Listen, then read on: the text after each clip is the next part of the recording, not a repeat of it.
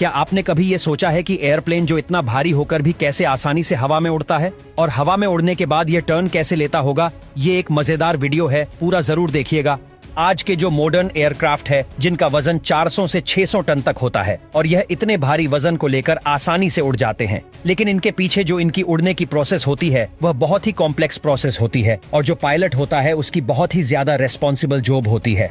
सबसे पहले हम यह जानते हैं कि यह एयरप्लेन हवा में कैसे उड़ता है।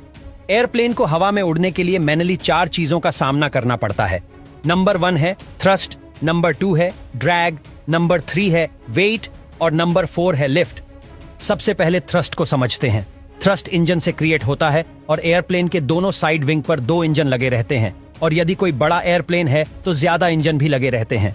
एयरप्लेन का इंजन हवा को आगे से खींचता है और हवा को कंप्रेस करके पीछे की तरफ स्पीड में छोड़ देता है और बदले में हवा इंजन को आगे की तरफ फोर्स लगाती है, जिससे हमारा एयरप्लेन आगे बढ़ता है। और यही न्यूटन का 3rd लॉ ऑफ मोशन है।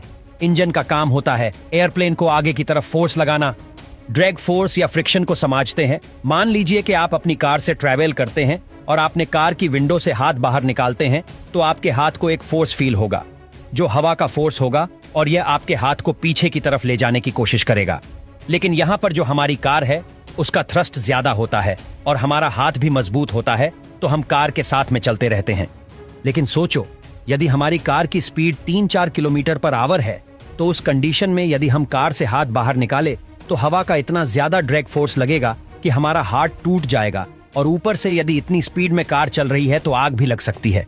क्योंकि आपने देखा होगा कि जब कोई एस्ट्रॉयड टूटता है तो जब वह हवा में स्पीड में ट्रैवल करता है तो फ्रिक्शन की वजह से उसमें आग लग जाती है और वह हमें चमकता हुआ दिखाई देता है। तो ऐसा इस एयरप्लेन में भी हो सकता है। तो एयरप्लेन का स्ट्रक्चर एरोडायनामिक्स टाइप में बनाया जाता है ताकि जो एयर का ड्रैग फोर्स है उसको कम किया जा सके और उसमें आग भी ना लगे।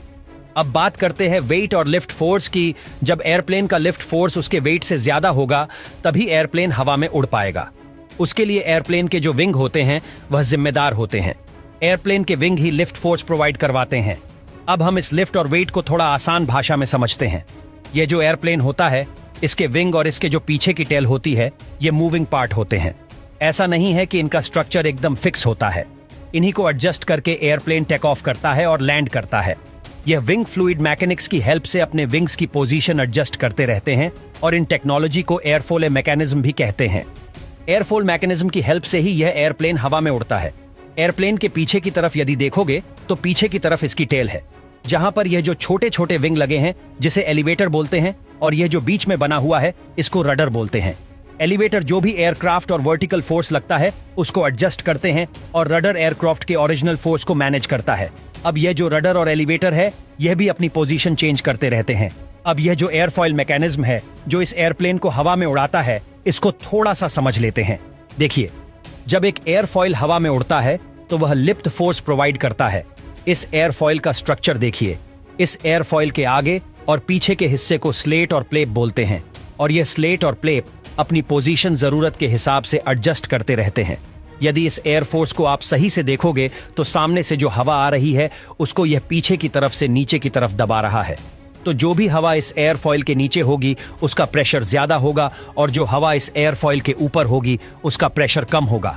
अब यह जो प्रेशर का डिफरेंस है ना, इसी से एयरप्लेन को ऊपर फोर्स लगता है। जब हवा का प्रेशर ऊपर की तरफ कम है तो यह एयरक्राफ्ट ज्यादा प्रेशर से कम प्रेशर वाली साइड की तरफ जाएगा और इसी तरीके से इस एयरफॉइल मैकेनिज्म से जो एयरक्राफ्ट के विंग होते हैं उन पर ऊपर की तरफ लिफ्ट फोर्स लगता है। वैसे यह एयरफॉइल मैकेनिज्म थोड़ी सी कॉम्प्लेक्स फिजिक्स का कॉन्सेप्ट है जिसको कभी और वीडियो में समझेंगे। अब हम इसकी टेक ऑफ की प्रोसेस को समझते हैं कि जब एयरप्लेन हवा में उड़ता है तो उसके अंदर क्या क्या होता है। सबसे पहले एयरप्लेन को हवा में उड़ने के लिए जो भी इसके इंजन है उनकी पावर को बढ़ाया जाता है, यानी इंजन थ्रस्ट को इंक्रीज करता है तो एयरप्लेन रनवे पर आगे बढ़ने लगता है। तो जब एयरप्लेन अपनी प्रॉपर स्पीड में आ जाता है, यानी जब ये हवा में उड़ने के लिए तैयार होता है, तो फ्लेप और स्लेट को एक्टिवेट किया जाता है और स्लेट और फ्लेप का एंगल ऑफ अटैक एकदम से बढ़ा दिया जाता है। एंगल ऑफ अटैक का मतलब होता है जो एयरप्लेन के विंग है वह नीचे की तरफ झुक जाएंगे और पीछे की तरफ जो एलिवेटर लगे हुए हैं उसके विंग को ऊपर की तरफ मोड़ दिया जाएगा। जैसे ही ये अगल बढ़ता है तो एयरप्लेन रनवे पर चलता चलता एकदम से हवा में आ जाएगा, क्योंकि यहाँ पर जो एयरक्राफ्ट का वेट है उससे विंग से लगाया हुआ लिफ्ट फोर्स ज्यादा होगा। जैसे मैंने कार वाले एग्जाम्पल में बताया था, और जितना ज्यादा लिफ्ट फोर्स होगा उतना ही एयरक्राफ्ट स्पीड में आगे बढ़ेगा और उतना ही हाइट पर जाता रहेगा। और यदि इस एयरप्लेन में स्लेट और फ्लेप को एक्टिवेट नहीं किया गया तो इस एयरप्लेन को एक बस की तरह चला सकते हैं जो कभी नहीं उड़ेगा। ये अब एयरप्लेन के इंजन तब तक थ्रस्ट को बढ़ाते रहेंगे जब तक अपनी ऊंचाई पर नहीं पहुंच जाता, और जब एयरप्लेन अपनी जरूरत की ऊंचाई पर पहुंच जाता है तो विंग का जो एंगल ऑफ अटैक है उसको कम कर दिया जाता है, और इस केस में एयरप्लेन का वेट लिफ्ट फोर्स के बराबर में होगा तो इंजन को थ्रस्ट भी कम जनरेट करना होगा और फ्यूल की कंजम्पशन भी कम होगी। एक बार जब एयरप्लेन रनवे से हवा में आ जाता है तो एयरप्लेन अपने टायर को भी अंदर छुपा लेता है ताकि जो हवा का ड्रैग फोर्स है उसको कम किया जा सके। चलो, अपना एयरप्लेन हवा में तो उड़ गया सक्सेसफुली। अब बात आती है यह हवा में टर्न कैसे लेता है। देखिए, यह भी एक गजब की साइंस है। दो तरीके हैं एयरप्लेन को हवा में टर्न लेने के लिए। पहला, यदि हम पीछे की तरफ ये जो रडर लगा है उसको यदि एडजस्ट करें तो एयरप्लेन टर्न ले सकता है। लेकिन इस कंडीशन में जब एयरप्लेन टर्न लेगा तो जो भी इसके अंदर पैसेंजर है उनको एक साइड में धक्का लगेगा। तो फिर ऐसा क्यों किया जाए? यहां पर तो हवा है, हम जैसे चाहे वैसा टर्न ले सकते हैं, और यह प्रैक्टिकल मेथड भी नहीं है तो इसके लिए पायलट एक दूसरा मेथड यूज करते हैं।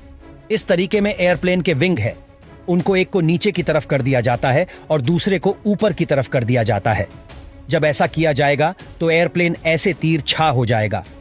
अब इसमें दिक्कत यह आती है कि जब एयरप्लेन इस पोजीशन में होगा तो एयरप्लेन के एक विंग पर तो ज्यादा फोर्स लगेगा और एक विंग पर बहुत कम फोर्स लगेगा, और एयरप्लेन का जो फोर्स लगेगा वह भी वर्टिकल नहीं होगा, ऐसे थोड़ा तिरछा ही हो जाएगा। तो इसको मेंटेन करने के लिए पीछे की तरफ जो रडर है उसकी पोजीशन सेट करके जो एयरप्लेन के विंग पर प्रेशर कम ज्यादा हो रहा है उसको मैनेज कर लिया जाता है, और फिर एक सक्सेसफुली टर्न ले लिया जाता है, और यह सब पायलट मेंटेन करता है। इन सबको कॉकपिट के अंदर से, जो एक बहुत ही रेस्पॉन्सिबल टास्क है। अब जब इस एयरप्लेन को लैंड करवाना होता है तो इंजन के थ्रस्ट को कम कर दिया जाता है। तो जैसे ही इंजन का थ्रस्ट कम होता है तो एयरप्लेन धीरे धीरे नीचे आने लगता है, जिसमें प्लेन का लिफ्ट फोर्स प्लेन के वेट से कम होगा, जिसे प्लेन आसानी से टेक ऑफ कर पाएगा। जब प्लेन रनवे पर आ जाता है तब प्लेन को जल्दी से रोकने के लिए